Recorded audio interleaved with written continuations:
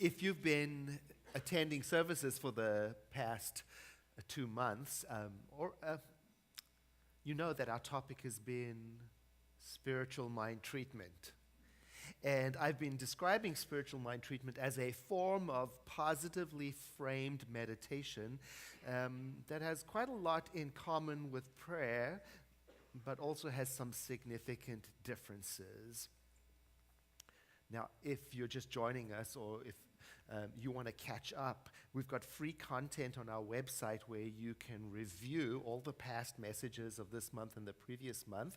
And I think it's helpful to do that because each week we're adding to the conversation from the previous Sunday's messages. So without the previous week's information, questions might rise up in you that quite likely we've answered in a previous week's message. For example, I've been talking about some common misconceptions about spiritual mind treatment. And by the way, thank you for all of the messages and emails that I've been receiving from people with questions and appreciation for going in depth into this. It's nice to know somebody's listening. So I appreciate that very much. And if the topic today gets a little bit complicated in the message, keep in mind that you can always go back and review it. The video will come out very soon, tomorrow or the next day, and the audio is available immediately after the service in the bookstore. So you can review that in your own time. And if you're loving what you're learning and you want some more, keep in mind that January, when Reverend Joyce DeFallo is going to be teaching the basic ideas of science of mind, a new course that deals with this topic of spiritual mind treatment in particular. I bumped into one of our long-time members of the center signing up for the introductory course. I said, haven't you taken all of these classes already? And he said, yeah, well, I actually sign up for the basic class every other year, whether I need it or not. And I said, well, why is that? And he said, well, it's not that I don't know the information. It's what is revealed in the discussion among the people that really helps me fine-tune my understanding. And I thought that's true. You know, it's in the people who show up that the learning takes place. And we do have discounts and scholarships for people who are repeating classes, so keep that in mind. And we're also starting to explore a new hybrid version of our education, in class simultaneous with online. Like, for example, the class circulation that's coming up in October, where we will be discussing the spirituality behind prosperity and abundance and circulation. And the goal for it being online is so that people beyond our city and beyond our county, and also our radio listening audience, can join us from the comfort of their homes, you too if you desire, and really feel the excitement that we feel when we're studying spiritual principles. Now, last time I was with you, I ended with a cliffhanger. Now, let me explain how we got there. You see, we'd been talking about spiritual mind treatment and how spiritual mind treatment is very important to this particular tradition, Centers for Spiritual Living. Indeed, it is one of the pillars, one of the 5 pillars of our tradition. It's one of the things we do.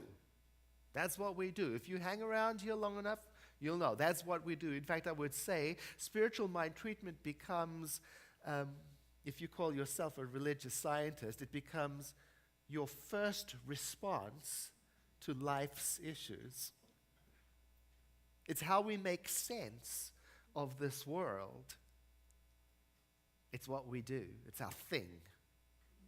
That's our thing. If you think Centers for Spiritual Living, one of the things that should come into your awareness is spiritual mind treatment. We also talked about how it's a system that anyone can learn. In other words, it's not reserved for the clergy or the enlightened or the special few who have spiritual power. No, indeed, I would say that our goal in spiritual education is to teach everyone to do their own spiritual mind treatment for themselves. Indeed, we should not think that someone else's spiritual mind treatment is more powerful than our own. We also mentioned how important it is to not get all tripped up on the steps, the form of spiritual mind treatment. Look, anything that's worth learning probably needs some patience and some practice. On the other hand, the feeling and the understanding in spiritual mind treatment is far more important than any particular form. It's got to be real for you. It's got to be personal. You've got to understand what it's got to make sense to you in order for it to work. We also talked about how the 5 steps that are in, at least 5 steps, the 5 steps that are in spiritual mind treatment, they represent a logical progression of thought. We really are treating our own mind when we use this form of meditation. We're leading our own thinking from this to this to this until we have a realization. And we talked about how spiritual mind treatment is not something you rush into. It takes preparation. You got to sit down. You got to let go of everything. Let your thoughts settle down. Breathe before you start. And then when you're done, you don't just get up and run into the world. No, you sit there. You know, like when you open a good, expensive bottle of red wine, you don't just drink it right away. You let it breathe. So there's a mindfulness and a spaciousness in doing spiritual mind treatment. And then the cliffhanger came.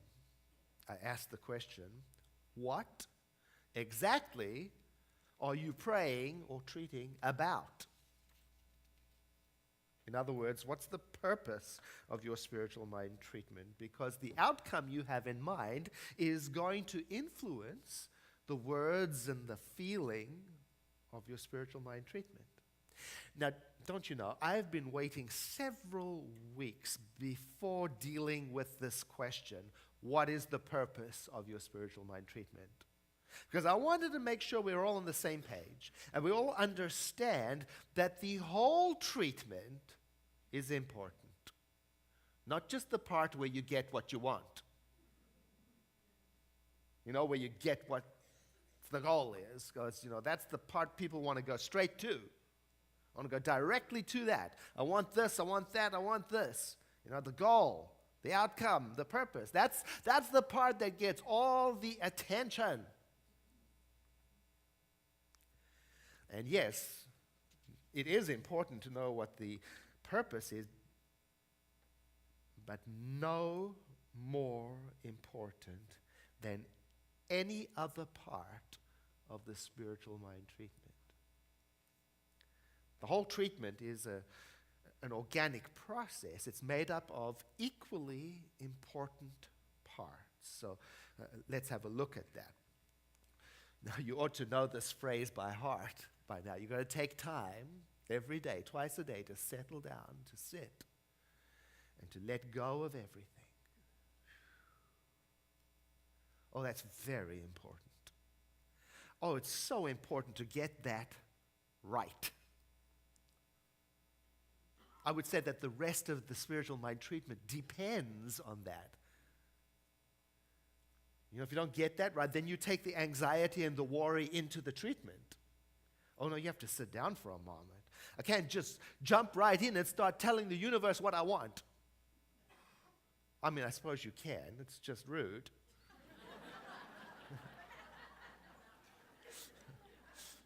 I got a lovely email from a colleague, you know, and it said, "Dear Edward, comma, new paragraph. How are you? Question mark." I went, oh my gosh, she realizes I'm another human being. Because sometimes, you know, you open an email, right to the business. You know, if you don't do your treatment like that. You got to get that part right. And then you begin to fill your mind with thoughts about the divine. Oh, this is very important. You've got to get that right. You have got to get that right with you. You've got to know what you're dealing with. And you've got to believe what you're saying. You've got to feel it. I would say you can't go on to the next part until you get this right for you. So take your time. Think about God. You know, you're thinking about the infinite, so you've got infinity. Don't rush.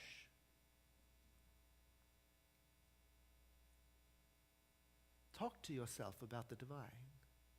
And then at some point, you begin to go into the next step where you think about your own relationship to the divine. Oh, again, this is very important to get right for you. I would say that the entire spiritual mind treatment depends on you really getting your relationship to the divine sorted out. And by that, I mean your oneness with the great all that is. So take your time. Sense it. Sense the presence of the one mind flowing through you as you. Don't rush. One of my early teachers said to me, you know, if you get this right, if you really get this right, you don't need anything else. It's a standalone practice. Do that every day, twice a day. Oh, you're going to do well. Practically speaking, though, often we pray for very specific reasons. You know, we have a definite purpose in mind. And that's important information to know what my purpose is, because it's going to affect each treatment. And then each treatment will be different in tone and form. For example, a treatment about health and vitality is going to be different in tone from a treatment about peaceful sleep. One is going to use power, energetic words. The other is going to use calm and peaceful words.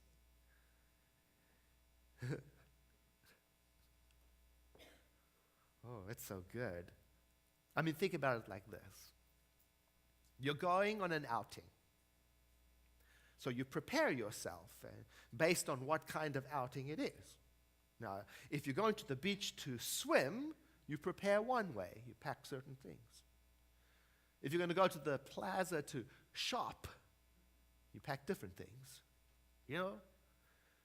Going to a lecture at college, it's got one mood. Going to a surprise birthday party, it's got a different mood.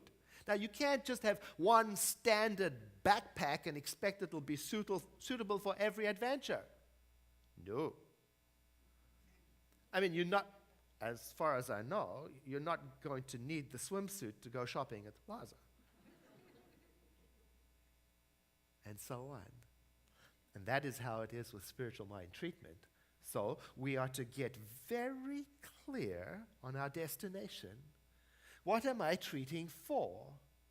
Where am I going with this? What do I want?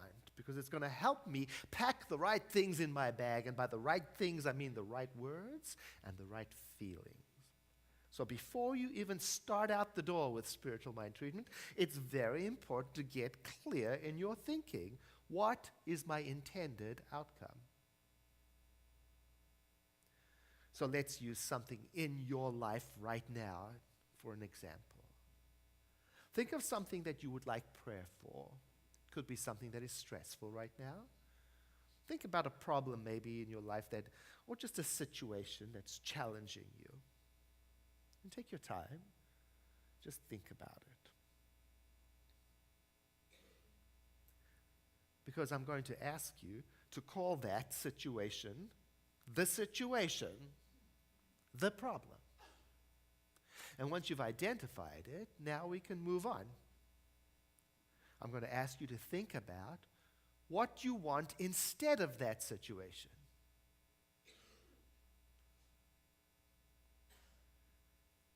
because that's your purpose for your spiritual mind treatment. That's what you're going to be treating about. And if you're like me, you may have noticed that it is easier to describe what is wrong than it is to describe what I want. I'll say I want this, and I keep on reverting to what is wrong, as if I explain enough about what is wrong that it'll somehow get me to what I want. We have prayer in the Grinton Chapel just out there after service, where prayer practitioners sit and they do spiritual mind treatment for people, and we ask them to prepare by identifying their desired outcome, the purpose. Because, it's not therapy. It's just a 5-minute focused spiritual mind treatment. That's why we ask people to identify the solution they have in mind, the outcome they have in mind. Because you don't have to describe the problem to the one praying. It's probably better that you don't spend any more time than you already have spent on the problem. You don't want to enroll the person praying into the problem's solidness. No, you probably have given that enough time, and you want to enroll them in the solution. And this is where it can get a little tricky. You and I want to practice describing the desired outcome in our own mind with as much feeling as we use when we are describing the problem.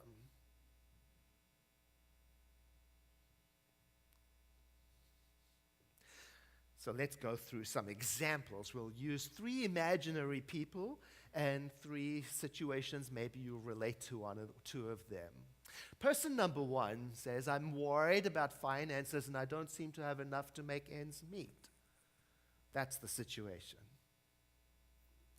Person number 2 says, I feel lonely and I'm ready for companionship, but I don't want to get into the dating process. That's the situation. Person number 3 says, things at home have been tense and our family is not communicating well, and I'm worried about the impact it is having on my kids' progress at school. That's the situation. And then we're going to ask each one of these imaginary people to ask themselves, what do you want instead? And a little pro tip. Be accurate, but also try to be brief. Try to just get to the point. Maybe just a word or a short phrase or a short sentence. For example, I'm worried about finances and I don't seem to have enough to make ends meet. Ask that person, what do you want instead? And perhaps they'll come up with something like financial security. Person number 2, I feel lonely and I'm ready for companionship. What do you want instead? Maybe they would come up with something like companionship. It's that simple. Person number 3, things at home have been tense, and you ask them, what do you want instead? They might say, harmony in my home. That's the purpose of each treatment. Whew. Now let's take it a step further, even deeper. I'm going to ask each one of these people to imagine that it's just sometime in the future, very near future. I'm going to ask them to imagine that this has happened, the outcome has taken place. So person number 1 got a job and is now financially secure. Person number 2 got the partner he or she dreamed of and has companionship. Person number 3 is feeling the harmony at home. Things are just moving along beautifully. I'm going to ask each person, imagine yourself in that situation as the person living that out. What would you be feeling? Well, here's some examples of what they might say. Person number 1 might say, well, when I imagine myself having financial security, I feel confident, safe, peaceful. Person number 2 might say, when I imagine myself as having that companionship, all the feelings that come up are connectedness, happiness, joyfulness. Person number 3 might say, well, when I imagine my home filled up with harmony, what comes up is harmonious feelings, loving kindness. That is how you bring the authentic feeling for your treatment into focus. Now you know what to pack in your bag. Yes, you're going to be doing a treatment about financial security, and you're going to be using words such as confidence, safety, and peace. Yes, you're going to be doing a treatment about companionship, and you're going to be using such words as connected, happy, and joyful. Yes, you're going to be doing a treatment about harmony in the home, and you're going to be using such words as harmonious, loving, and kind. That's how you do it. So let's take number 3 and turn it into example. I'm going to imagine I am person number 3, and I'm doing a treatment about harmony in my home. I know that's my purpose. So first thing I'm going to do is I'm going to take time to be still, to relax my body. Let my thoughts still. I'll take some time doing this. Might even observe my breathing for a while. I'm not going to rush into it. I want to find all the little places in my being where tension hide. Let it go so I can be as available as possible. And then at some point, I'm going to begin to fill my mind with thoughts about the divine, using the words harmony, love, and kindness as much as I can. So I might talk to myself silently and say such things as, for example, there is only one perfect love. It is divinity. Only one, no other. And it is the source of all love, of all harmony, of all kindness. And I'll keep on talking to myself like that until I feel like I've got that down. Then I'm going to begin to think about my relationship to the divine, and I'm going to use the words harmony, love, and kindness as much as I can. I might say, I am made in the image and likeness of the divine. And its presence in me is my ability to love.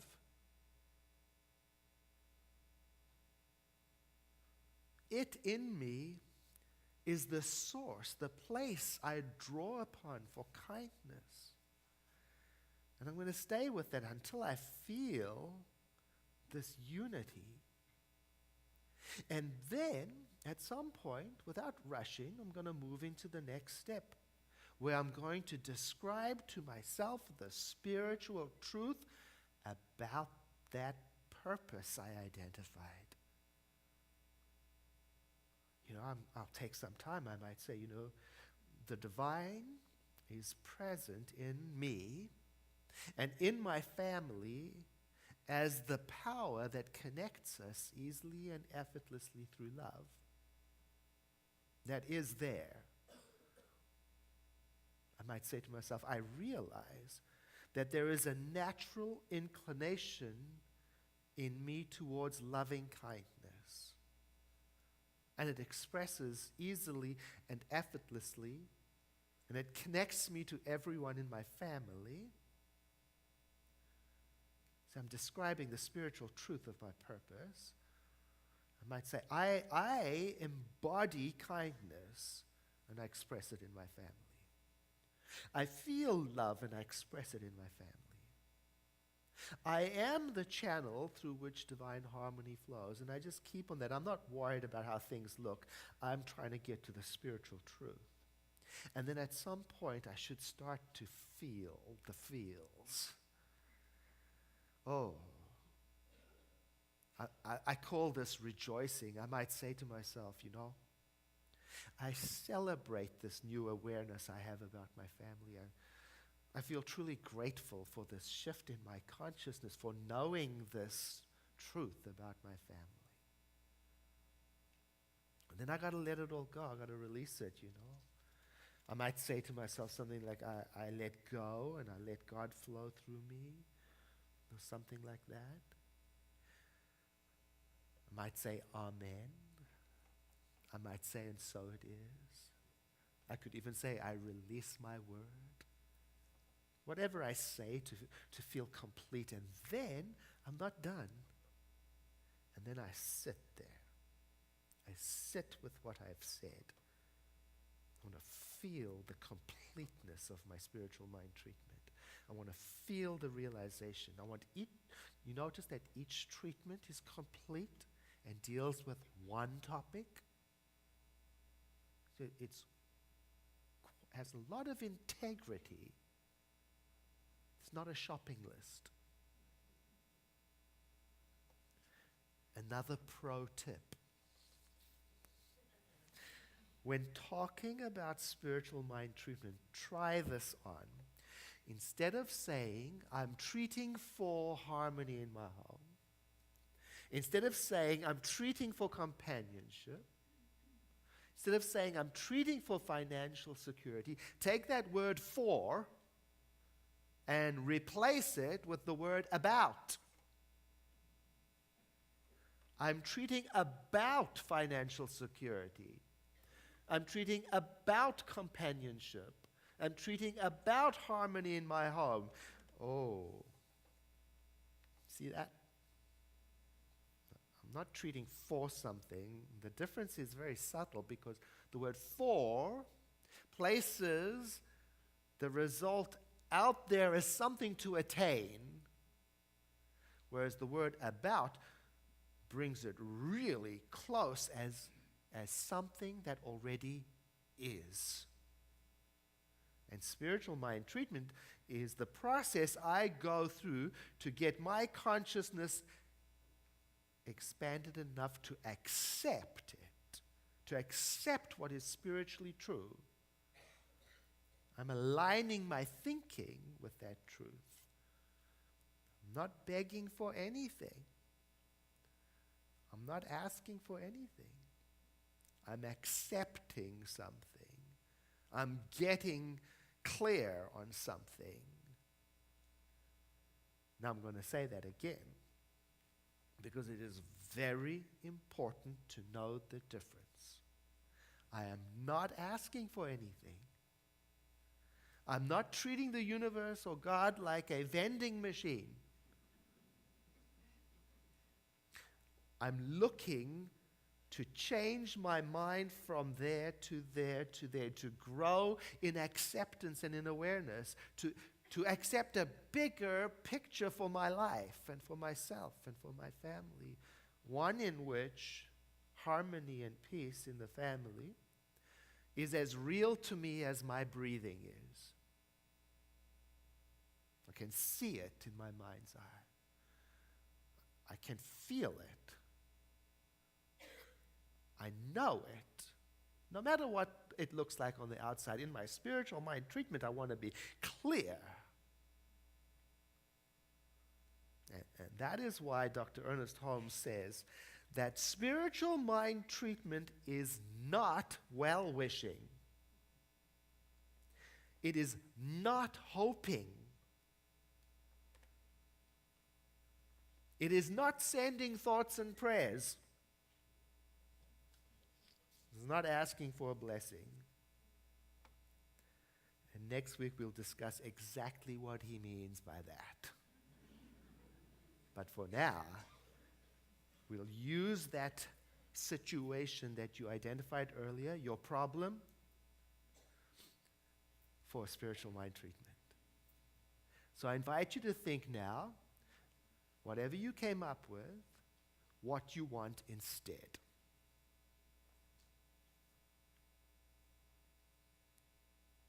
That's your purpose. And taking a breath in, let your eyes close. Begin to let yourself settle down, relax any tension that might be in your body if you can. Notice your breathing.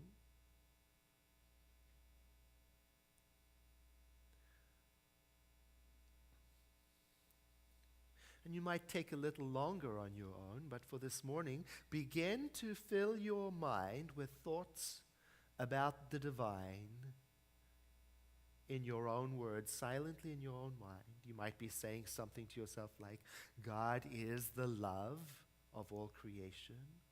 Or you might be saying something like, the mind of creation is everywhere. Each person in their own style. Just take a moment to describe the divine to yourself.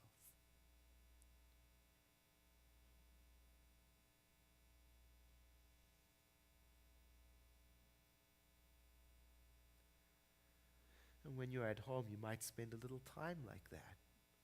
And then eventually you'll move on to thinking about your relationship to the divine. You might be saying something to yourself quite simple as, the love that God is in me as my love. Or if, you might want to say it like, the everywhere presentness of creation means I am in it. It can be very normal and authentic, and you can even edit your own statements in your mind.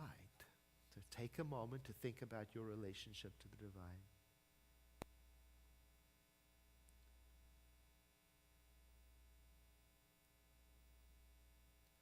You might take a little time doing that at home, but for now, I invite you to think about that which you identified, what you want instead. And using your beautiful imagination, imagine that you are the person living in that it has already come to pass.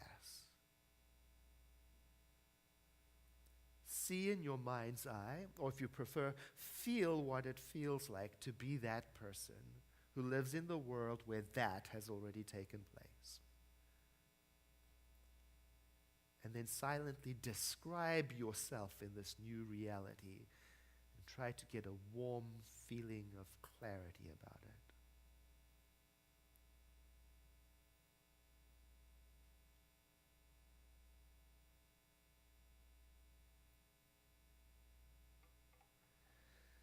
And then we move into the step that I called rejoicing or thanksgiving. Usually the step just emerges by itself as you start to feel the warmth of doing this work. But you can also help it along by saying such things as, I celebrate this awareness. You might even say, I rejoice in what I have seen, in what I have accepted. I give thanks for this new awareness, something like that. Or you could just silently feel gratitude.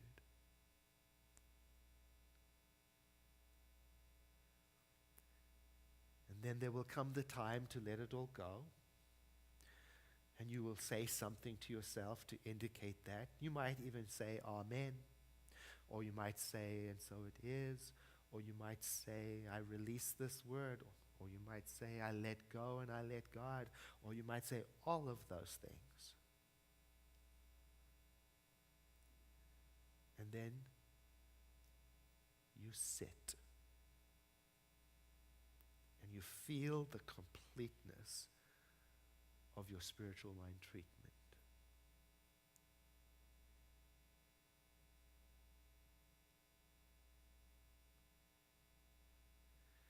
And then at the right time, you'll take a deep breath in like this. You'll sigh. And then you'll look out at the world and decide what you'll do next.